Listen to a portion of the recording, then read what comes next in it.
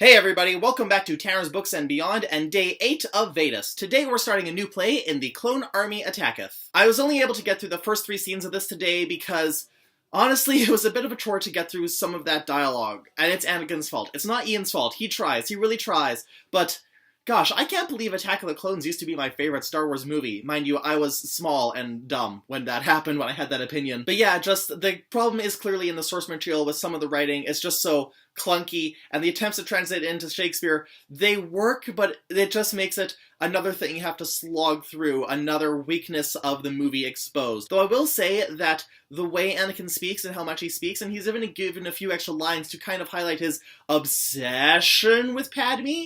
Like, sometimes Anakin and Padme's relationship is like, aww, and then sometimes it's like, ugh. Plus, once again, there is the issue of trying to convince me that you could take a regular theater and use it to stage a high-speed, hover-speed, or three-dimensional chase scene.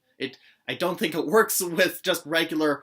You couldn't put this on in a high school. You'd need like some wicked level tech to put this on if you actually wanted to stage some of these things. And now on to A Certain Point of View, where today's story is Master and Apprentice by Claudia Gray. And you know, it's actually kind of fitting that I was able to finish The Phantom of Menace yesterday because that film ends with the death of Qui-Gon Jinn, and then today's story is actually from Qui-Gon Jinn's perspective, or rather his Force ghost. It actually answers a question that a lot of people probably have, which is, why did Qui-Gon just die in the first movie and then peace out and not show up again? Why didn't he become a Force ghost immediately and give everyone advice and dispense wisdom and knowledge throughout the prequel trilogy? And the answer the story gives is basically he didn't think he had to. Yes, Qui-Gon knew that Obi-Wan wasn't complete in his training, and he knew that there would be some trouble in training Anakin to be a Jedi, but he thought that his apprentice and the young boy would be able to overcome all that stuff. He didn't think things were going to deteriorate as much as they did. So it's not until the fall of the Republic that Qui-Gon decides to become a Force ghost and like separate himself from the rest of the grandness of the Force, and he does this mainly so that Obi-Wan has some kind of companion in his 20-year exile. He's not completely alone on the deserts of Tatooine. Now, I quite like this choice, and I quite like this interpretation. Qui-Gon, in the brief time we knew him,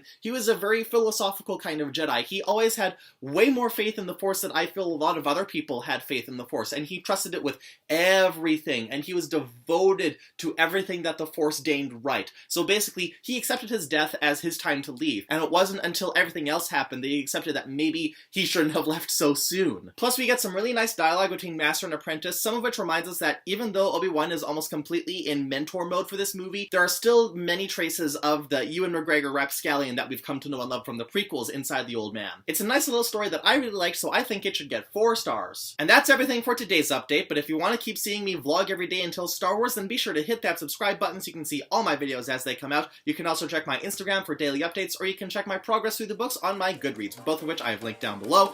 And until tomorrow, I'll see you all later.